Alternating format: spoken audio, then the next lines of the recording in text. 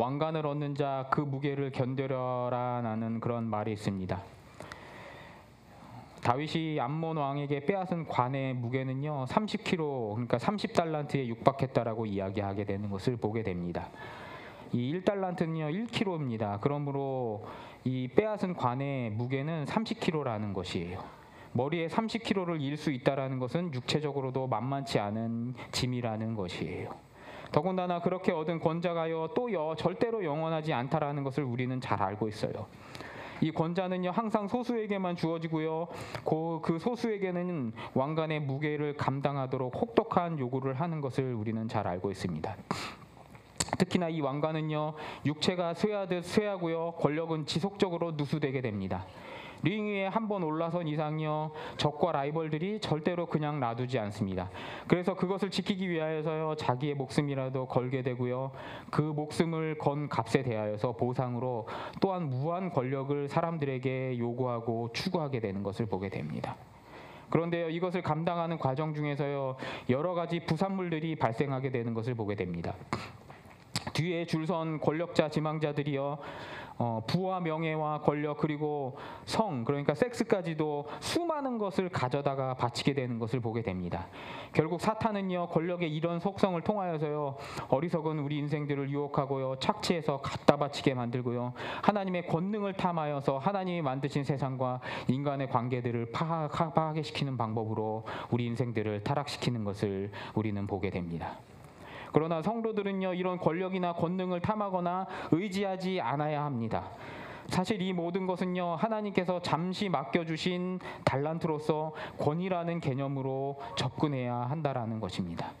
하나님이 그 백성에게 주신 권위는요 하나님의 일을 대신하라라는 도구로서의 권위라는 것이에요. 우리가 성경 창세기에 처음을 보게 되면요 아브라함에게 첫 번째로 주신 것이 만물의 영장이라는 권위였습니다. 그리고 그것을 통하여서 번성하고 다스려라 그리고 문화를 가꿔라라고 하나님께서는 아담에게 주문을 하셨어요. 그래서 이것에 대하여서 우리는 뭐라고 얘기합니까? 문화명령이라고 그렇게 부르는 것을 보게 됩니다. 그리고 또 우리에게는요 부모로서 권위로서 이렇게 권위를 주셨는데요 그 권위는 부모로서 군림하라는 것이 아니에요. 자식에게 아무 소리나 막소리 하라고 그렇게 이야기하는 것이 아니에요. 자식에게 욕하라고 주신 것이 아니에요. 하나님을 대신하여서 보살피고 그들이 문화화되게 그들이 사람이 되게 만들라라고 명령하고 실천하는 자리에 그 권위를 주신 것이 부모의 권위가 서는 자리라는 것입니다. 오늘 에스더는요 수많은 처녀들과 함께 권력과 신분 상승에 대한 그 집념의 자리 속에서 어떻게 하여서 왕으로 뽑히게 되었습니다. 물론 우리는 그 이면에 하나님의 뜻이 작동하는 것을 이미 성경을 통하여서 알고 있습니다만 에스더는 그것이 하나님의 뜻인지에 대한 하나님의 그 의식에 대해서는 크게 잊지 않았던 것을 우리는 알 수 있다라는 것이에요. 왜냐하면요 바벨론의 유대인들에게 하나님의 섭리는 더 이상 가까운 것이 아니었어요. 꿈 같은 단어이기 때문이었다라는 것이에요. 이미 이방 땅 바벨론에 끌려와서 이제 100년이 다 돼가는 시간이 흘렀기 때문에 비록 이들이 조상 아브라함의 하나님에 대한 교육을 받고 자랐을지라도 그들의 선민의식은 희미해져 갔을 것이라는 것이에요. 더구나 이 페르시아에 남아있는 유다 백성들은요 고레스 대왕의 칙령으로 첫 번째 돌아간 인원 10%도 안 되는 한 6% 정도 되는 그 인원에 속하지 않은 사람들이었어요. 선발해서 탈락한 것이 아니라요 자발적으로 유대 땅의 괴로움보다는요 이 페르시아 바벨론 땅의 안락함을 택한 사람이 모르드게와 에스더였다라는 것이에요. 이들은요 현대적인 기독교적인 기준으로 따르게 되면요 죽은 믿음의 전형적인 가족이었다라는 것이에요. 믿음의 껍데기는 있었지만 하나님을 알지 못하고 하나님의 말씀을 준행하지 못하고 세상의 쾌락과 환란과 명품 속에서 빠져서 살던 그러한 전형적인 가족이었다라는 것이에요. 그러나 이들이 여호와가 우리의 인생이 해답이 아니다라고 그렇게 결론을 내리고 좀 더 페르시아인으로서 그 페르시아인에 가까운 정체성을 가지고 더욱 열심히 살았을 때 과연 이들의 끝은 끝까지 성공적이었을까요? 오늘 우리는 이것을 돌아봐야 한다라는 것이에요. 이들은요 어디까지나 경계인이었다라는 것을 우리는 잊지 말아야 한다라는 것입니다. 이렇게 이민 1세대, 2세대가 말하는 이민사를 들여다보게 되면요, 인종의 용광로인 영미권에서조차도요, 이민자의 삶은 고달프다는 것이 그들이 공통적으로 이야기하는 것입니다. 영어를 못하면요, 하위층에서 더 이상 올라갈 수 없는 제한이 자동적으로 생기게 되고요, 만약 영어를 네이티브처럼 한다고 하더라도요, 그 이미 있었던 원민족에게 귀신같이 그 어색함을 캐치당하고요, 차별을 당하는 제약에 놓여 있다라고 이민 1세대, 2세대들이 이야기를 한다라는 것이에요. 어떻게 해도 경계인의 정체성은 벗어나지지 않기 때문에 하늘 아래 땅 한 평이라도, 고국의 땅 한 평이라도 있다라면 내가 내 고향 땅을 안 떠났을 것이라고 이민자들은 이구동성으로 이야기한다라고 이야기하게 되는 것을 보게 됩니다. 페르시아 안에서도요, 이 유대인의 정체성도요, 별반 다르지 않았던 것을 우리는 보게 됩니다. 에스더서 3장 8절을 보겠습니다. 에스더 3장 8절입니다.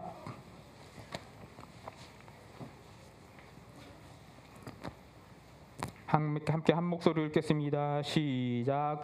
하만이 아하수로 왕에게 이르되 한 민족이 왕의 나라 각 지방 백성 중에 흩어져 가는데 그 법률이 만민의 것과 달라서 왕의 법률을 지키지 아니하오니 용납하는 것이 왕에게 무익하니이다. 아멘. 에스더 3장 8절에서 하만이 왕에게 유다 백성들을 모함하는 장면에서요, 한 민족이 지방 백성 중에 흩어져 가는데 그 법률이 우리 만민의 것과 달라서 왕의 법률을 지키지 않았습니다라고 위반을 고발하는 내용이 등장하는 것을 보게 됩니다. 한마디로요, 바벨론의 유다인은 또 다른 경계인이었다라는 것, 융화되지 못하는 경계인이었다라는 것을 오늘 에스더서는 이야기하고 있다라는 것이에요. 그렇게도 안락한 바벨론을 택하고 예루살렘에 돌아가지 않았는데 이곳에서는 이방인 경계인이라는 신세, 그렇다면 이제 적과 꿀이 흐르는 땅을 주신다라고 하는 하나님을 믿고 그 땅으로 나아가면 되는데 그곳의 삶이 두려워서 발을 떼지 못하는 존재, 그들이 바로 페르시아 제국 안의 유다인이었다라고 에스더서는 증언하고 있다라는 것이에요. 이 바벨론의 유다인이 바로 현재의 우리임을 우리는 깨달아 알아야 한다라는 것이에요. 우리가 예수를 믿고요, 약간 시간이 지나면요, 받은 복보다 우리가 이제 치러야 될 값이 많은 것에 대하여서 두려움과 본전 생각을 느끼게 됩니다. 주일 성수부터 헌금, 봉사 뿐만 아니라 무형적인 말씀과 기도에 이르기까지, 그리고 여러 집회에 동원되는 것까지 이르기까지 치러야 될 값이 많은 것에 대하여서 당황하고 귀찮게 느끼게 된다라는 것이에요. 그러다 갑자기 손익계산서라도 떼어볼라 치면은 이번 달에 내가 11조를 얼마 하고 내가 감사원금을 얼마 하는데 사고는 왜 이렇게 발생하고 일어나는 거지? 왜 안 막아주시는 것이지? 라는 본격적인 의구심에 빠져들게 된다라는 것이에요. 이렇게 되면요, 이제 본격적으로 이도 저도 아닌 경계인으로서의 삶을 살게 되고요, 결국은 능력 없는 그리스도인의 삶의 굴려에 빠져들게 된다라는 것이 우리가 쳐다보는 우리 주위 사람들의, 신앙인들의 삶의 모습이라는 것이에요. 권투 경기를 한다라고 링 위에 호기롭게 올라갔는데요, 한 손이 묶여서 올라간 것처럼 이런 뭐라 합니까? 그런 느낌이라 사단과 경기만 하면은 번번이 지는 것 같은 그런 느낌에 우리는 신앙에 대해서 비관을 하게 된다라는 것이에요. 또한 세상에 빨간 약과 파란 약이 있는데 나만 빼고 모든 사람은 파란 약만 먹고 행복하게 살아가는 것 같은데 나는 무슨 죄를 지었는지 빨간 약까지 함께 먹어서 나만 괜히 열내고 빨간 약을 맛을 봐가지고 남들은 모르는 세상, 이도 저도 할 수 없는 상태에 있다라고 그리스도인들은 많이 답답하고 느끼게 된다라는 것이에요. 이때 우리가 할 수 있는 것은요, 빨리 전적으로 하나님을 택하는 것밖에는 답이 없다라는 것을 우리는 깨달아 알아야 한다는 것이에요. 하나님의 성령으로 말미암아 충만해지도록 기도와 간구로 나아가고 말씀 속에서 역사하시는 하나님의 음성을 듣는 것밖에는 우리가 경계인으로서의 삶의 답이 없다라는 것을 지금 이 시간 깨달으시는 우리 성도들 되시기를 주님의 이름으로 축복합니다. 아멘. 권력의 정점에 올라간 에스더는요, 그 왕으로서의 인상도 지금 이야기 드린 것처럼 순탄치 않았던 것으로 보이게 됩니다. 사단은 방금 전에 이야기 들은 것처럼 우리를 링 위에 올려놓고 밀가부르듯이 까부르듯이 에스더를 올려놓고 까부르기 시작한 것으로 보입니다. 오늘 11절을 보면요, 에스더는요 스스로의 입으로요 이렇게 증언합니다. 부름을 받지 않고 안뜰에 나가면 죽는 법이 이 땅에 있는데 내가 왕에게 나가지 못한 지 이미 30일이라고 입으로 전하고 있습니다. 직감적으로 아하수로의 왕과의 관계에 문제가 생긴 증거일 수도 있고요. 그렇지 않다고 하더라도요, 에스더 자체가 자신의 여성성으로서의 자신감이 많이 줄어든 상태로 에스더서의 기자는 표현하고 있다는 것이에요. 남녀 간의 말초적인 사랑의 유통기한은 2년이라고 그렇게 이야기합니다. 그래서 남자 여자가 결혼하게 되면 때가 되면 자연스럽게 자녀가 생겨야 되고요. 육아의 공동 전선이 형성되어야 한다라는 것이에요. 그리고 그 자녀가 성장하게 되면서요, 결국 가정에서 부부와 자녀 간에 삼위일체가 완성이 돼야지 건강한 가정이 되는 것이 하나님이 우리에게 주신 자연스러운 원리라는 것을 우리는 잊지 말아야 한다라는 것이에요. 그리고 무엇보다도요, 가정을 이끄는 것은 성이 주는 즐거움이 아니라 가정을 이끄시는 분은 하나님이라는 확고한 믿음이 있어야 한다는 것이에요. 만약 이것이 없는 상태에서 부부가 동일체라는 의식이 희미해지고 서로 간의 심리적인 불편감이 부부관계를 주도하기 시작을 하면요, 이것이 물질적인 것 수도 있고 외도일 수도 있고 도박이라든지 중독이라든지 여러 가지 문제가 될 수 있는데요, 그것으로 인하여서 서로 간의 심리적인 불편감이 우리 부부관계를 주도하기 시작하면요, 이것은요 바로 아이의 정서의 안정감에 크게 영향을 미치게 된다는 것이에요. 우리 자녀의 정서적인 안정은요 절대로 경제적인 조건으로 형성되지 않습니다. 대개는요 돈 많은 집이 행복할 거라고 생각하고 그렇게 막연하게 생각하게 되면요 연구 결과는요 실제로 제각각이라는 것이에요. 유복한 집안에서 성격 좋게 살아가는 아이가 있는 반면에 유복한 집안에서 성격이 개차반이 되는 반대 존재도 우리는 비일비재하게 관찰하게 된다라는 것이에요. 가난한 집에서 성격 형성이 일그러지는 경우도 있지만요, 좋게 형성되는 경우도 비일비재하게 우리는 관찰하게 된다라는 것이에요. 결국 아이의 성격 형성에 영향을 미치는 것, 지대한 영향을 미치는 것은요, 경제적인 것이 아니라 부부 관계라는 것을 우리는 깨달아 알아야 한다라는 것이에요. 그래서 뭐라고 얘기합니까? 자녀는 부부의 날씨라고 이야기하고 있어요. 부부가 찌푸려들면은 자녀는 어떻게 됩니까? 자연적으로 자녀는 어떻게 됩니까? 정신적으로 문제가 생기고 자녀들의 얼굴에 주름이 생기게 된다라고 세상에서도 이야기하고 있어요. 그리고 결혼을 하려면은 저 여자가 똑바른 여자인지 보려면 누구를 보라고 이야기합니까? 장모를 바라라고 이야기하는 것도 그 이유라는 것이에요. 왜냐하면 자녀는 부모의 날씨이기 때문이라는 것이에요. 사랑하는 성도 여러분, 자녀를 잘 키우는 방법, 건강하게 키우는 지름길은요, 그러므로 배우자를 축복하는 방법밖에 없다라는 것이에요. 배우자 간의 과오가 있을 수 있습니다.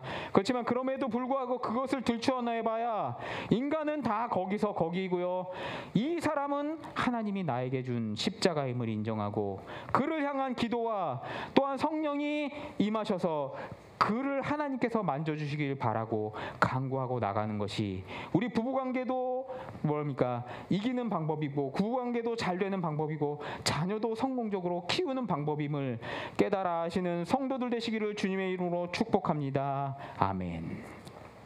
왜 에스더는 30일 동안 부름받지 못하였는지에 대하여서 본문은 기록하고 있지 않습니다.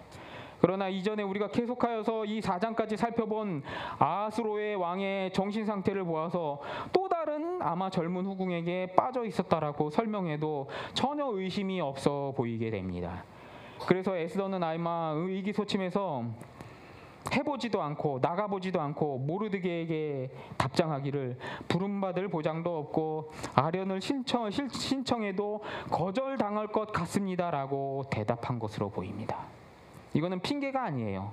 거짓말도 아니고요. 그냥 에스더의 심정 자체가 자포자기의 상태라는 것이에요. 하나님이 없는 에스더에게는요, 바벨론의 왕국의 생활은 축복의 자리였지만 동시에 이내 식어버린 팥죽처럼 냉랭하고 희망이 없는 절망적인 상황으로 변해버렸다는 것을 에스더서는 우리에게 보여주고 있다는 것이에요. 그러자 넷이 하닥으로부터 이 절망적인 이야기를 전해들은 모르드게는요, 그렇게 금지옥엽으로 돌아봤던 에스더를 향하여서 불같이 화를 내는 모습이 등장하게 됩니다. 너를 왕궁의 구중궁궐에 네가 왕궁의 구중궁궐에 갇혀 있어서 현실 감각이 없어졌나 본데 절대로 너 혼자 유다인이 아닌 척 목숨을 건질 수 있을 것이라고 생각하지 말아라. 네가 아니라도 다른 데로 말미암아 노인과 구원을 얻을 수 있으려니와 너와 네 아비의 집은 멸망할 거다. 네가 왕후의 자리에 올라간 이유가 이때에 써먹으라고 한 거지 어디에 써먹으라고 하나님께서 주셨느냐라고 호통을 치는 내용이 등장하게 되는 것을 우리는 관찰하게 됩니다. 자녀를 금이야 오기야 키운다고 하여서 또한 기죽긴다고 하여서요 방관하게 되면요 반드시 그 보복은 부모에게 우리에게 돌아오게 돼요. 잠언 10장 17절을 읽어봤으면 좋겠습니다. 시편 잠언입니다. 욥기 시편 잠언 전도 시편입니다. 잠언 10장입니다. 10장 17절 말씀입니다.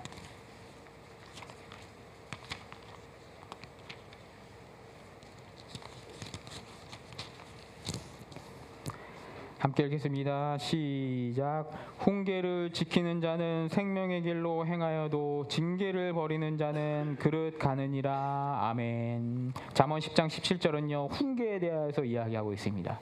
훈계는 생명의 길로 연계하는 자리라고 이야기하고요, 만약에 훈계와 징계를 버리게 되면은 그 자녀는 그릇 가게 된다라고 이렇게 이야기하고 있게 되는 것을 우리는 관찰하게 됩니다. 훈계는요 히브리어로 이야기하면 히브리어를 우리말로 다시 번역을 하게 되면요 이 훈계는 꾸준히 훈련하는 훈련이랑 똑같은 단어라는 것이에요. 아이를 훈련을 시켜야지 그 아이가 생명을 얻는다라고 잠언 10장 17절에서는 이야기하고 있다라는 것이에요. 즉 생명을 향한 지름길은요 훈련이 아니고서는 안 된다라는 것을, 훈육이 아니고서는 안 된다라는 것을 잠언 기자는 이야기하고 있다라는 것이에요. 물론 구세대적인 구타와 학대의 문제 때문에 훈육이 부정적인 단어로 이렇게 우리에게 인식되는 시대이지만요 정작 훈육이 없는 아이는 미래가 없다라는 것을 성경도 이야기하고 우리도 잘 알고 있다라는 것이에요. 훈육을 통하여서 사람과 사람 사이에 넘지 말아야 될 금도를 지키는 것을 알려주지 못하게 되면요 그 아이들은 계속하여서 갈등 상황에 노출될 수밖에 없게 된다라는 것이에요. 이런 아이들은요 힘이 세면 아나무인이 되고요 힘이 없으면은 방구석에 처박혀서 망하는 것이 훈육이 없는 아이들의 특징이고 문제라는 것이에요. 체벌을 안 하는 것까지는 좋습니다. 그렇지만 체벌을 안 한다고 하여서 훈육까지 잃어버리게 되면요 반드시 자녀의 보복이 우리에게 돌아오게 된다라는 것을 우리는 깨달아 알아야 한다라는 것이에요. 왜요? 아이들은 선하게 태어나지 않았어요. 인간의 씨앗은 악해요. 그래서 성악설이라는 것이에요. 인간은요 하나님 없이는요 원칙적으로 악하기 때문에 반드시 그 부모에게라도 보복을 하게 된다라는 것을 깨달아 알아야 한다라는 것이에요. 우리 부모님들 중에서는 이렇게 이야기하는 분들도 있어요. 성공과 공부를 훈육으로 대신해도 되지 않습니까? 라고 그렇게 이야기하는 분들도 있어요. 공부 열심히 시키면 되지 않아요? 공부가 도덕이 아이들을 바로 이렇게 만들어주고 그들을 훈육해주지 않습니까? 라고 이렇게 물어보시는 분도 있는데 절대로 안 됩니다. 공부를 열심히 시키고 영재교육을 시키고 영재 학교를 가고 거기 가서 공부를 열심히 하면 애들이 알아서 그 가운데서 절제를 배우고 저절로 훈육이 된다라고 생각하는 것만큼 심각한 오류는 없다라는 것이에요. 인간이 추구하는 성공을 향한 교육은요 절대로 불완전하고요 그 안에서 경쟁적인 체계 안에 갇히게 되기 때문에 경쟁으로 나아갈 수밖에 내몰 수밖에 없게 된다라는 것이에요. 그래서 절대로 성공과 공부를 훈육으로 대신하게 되면은 우리 아이들이 하나님의 선에 대하여서 맛볼 수도 없고 선에 이르게 될 수도 없다라는 것을 깨달아 알아야 한다라는 것이에요.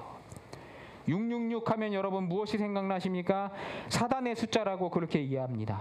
우리가 요한계시록에 보아서 알고 있지만 이 숫자는 게마트리아 계산법에 의하면 폭근 네로를 풀어서 말한 것이 666이라고 이야기를 하였지만요. 또 유대인들이 흔히 쓰는 다른 의미 중에서 두 가지가 있는데요. 한 가지는 무엇이냐면요. 절대로 하나님의 완전 숫자인 7에 도달하지 못하는 모질한 숫자, 모질이 숫자가 바로 666이라는 것이에요. 또 한 가지 뜻은요.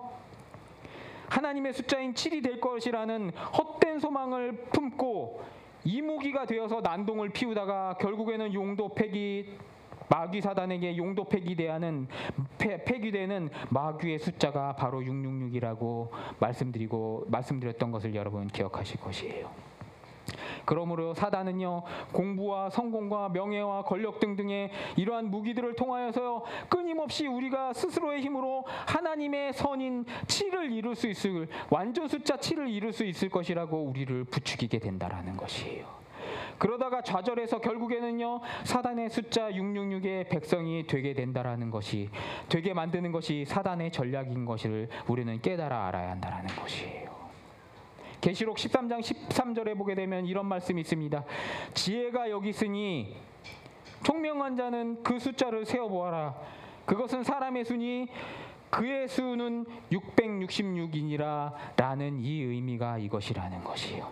이것은 숫자 그대로 악마가 666마리 있다니, 아니 혹은 이마에 666이 써 있으니 그거를 이야기하는 것이 아니라 18절의 시작을 뭐라고 이야기합니까? 지혜가 여기 있으니, 이것을 보는 것은 지혜의 눈, 선의 눈, 하나님의 눈, 성령의 눈이니 그 눈으로 보게 되면은 짐승의 숫자 666, 하나님의 선에 도달하지 못하는 이무기 같은 숫자가 바로 666이라고 계시록 13장 18절에서 요한은 이야기하고 있다라는 것이에요. 마귀 사단의 유혹을 간파하시고 피하는 것이 성도의 지혜임을 이야기하고 그것이 축복인 것을 요한 사도는 이야기하고 있는 것을 우리는 그러므로 깨달아 알아야 한다는 것이에요. 우리 자녀가 건강한 신앙을 가지고 하나님을 발견하고 있을 수 있도록, 하나님을 발견할 수 있도록요, 먼저 우리 부부가요, 말씀으로 관계를 회복해야 합니다. 그리고 그 이후에 아이들도 과의 관계도 올바르게 형성될 때에 가정 안에 삼위일체 하나님의 그 원리가 회복될 것입니다. 그리고 그 이후에 아이들과의 관계가 그 모범에 따라서, 성경의 삼위일체의 모범에 따라서 부모와 자식 간의 그리고 선의 삼위일체가 형성되게 된다라는 것이에요. 기도와 말씀을 통과한 부모님의 말씀과 그 언행을 통하여서 우리 자녀들이 치유되게 된다라는 것을 깨달아 하시는 우리 성도들 되시기를 주님의 이름으로 소망합니다. 세상의 어떤 병원과 상담으로도 바꿀 수 없는 능력이 말씀 안에 있음을, 치유의 능력이 말씀 안에 있음을 깨달아 아시고 악한 미디어와 세상에 노출된 우리 아이들을 치유하시는 가정 되시기를 주님의 이름으로 축복합니다. 아멘. 모르드게의 호통은요, 결단의 촉구였습니다. 비록 우리가 하나님을 믿고 모양만 유다인으로 살고 있지만 지금은 유다인이기 때문에 하만에게 곤경을 겪고 있기 때문에 의지할 수는 하나님밖에 없다. 옛 조상 하나님께서는 분명하게 섭리의 손길로 누군가를 쓰실 것인데 쓰임받기에 가장 적기가 지금이고 적절한 인물이 바로 네가 아니면 누가 되겠느냐. 그런데 네가 그렇게 의기소침하고 있으면 되겠느냐라고 결단의 호통을 촉구하고 있다라는 것을 우리는 보아야 한다라는 것입니다. 모르드게는요, 자신의 양딸 에스더를 제물로 삼아서 그 에스더의 등골을 빼먹으려는 등골 브레이커가 아니에요. 등골 브레이킹 해가지고 자기 자신을 구하려고 이 이야기를 한 것이 아니에요. 부모는요, 자식을 위하여서 죽는 게 두렵지 않은 것이 부모입니다. 모르드게는요, 이전에 이야기 드렸던 것처럼 에스더를 위하여서 환관이 되는 것도 마다하지 않은, 어쩌면 환관이 되는 것도 마다하지 않은 그런 부모였어요. 다만 자신이 죽음 앞에서 정신 차리지 못하여서 사단에게 잡아먹히는 꼴을 보지 못하는 게 부모로서의 모르드게의 심정이었다라는 것이에요. 호랑이 굴에 들어가도 정신만 차리면 되는데 다 들어간 호랑이 굴에서 정신 차리지 못하고 절망에 빠져서 해롱거리다가 너만이 할 수 있는 호랑이 멱을 딸 수 있는 기회를 놓치고 너도 죽는 것만으로 끝나는 것이 아니라 유다 민족도 죽는 실수를 범하지 말라라고 영적인 잠을 깨우는 호통의 소리가 모르드게의 호통이라는 것입니다.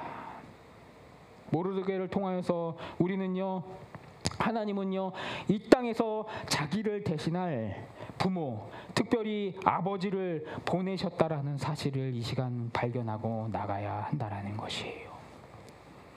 노벨 수상자의 공통점은 단 하나가 있는데 그것이 무엇이라고 이야기 드렸어요? 아버지가 없는 것이라는 슬픈 이야기를 드렸던 것을 기억하실 것이에요.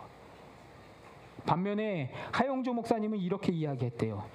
교회에는 후임자가 세고 많지만 가정에는 아버지 후임자는 없다라고 이야기했다라고 합니다.